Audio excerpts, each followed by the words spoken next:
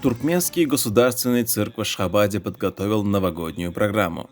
Традиционно в начале представления зрители поздравили с Новым годом Дед Мороз и Снегурочка.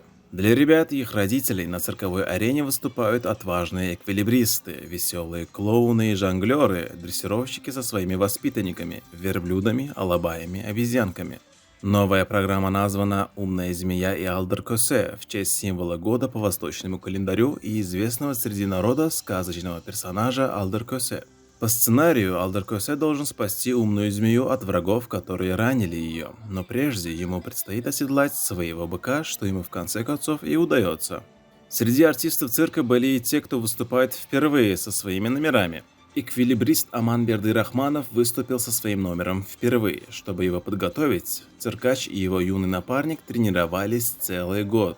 Новогоднее представление закончилось выступлением молодых артистов туркменской конной группы «Галкыныш». Самому молодому наезднику всего 10 лет, но уже сейчас они исполняют сложные номера.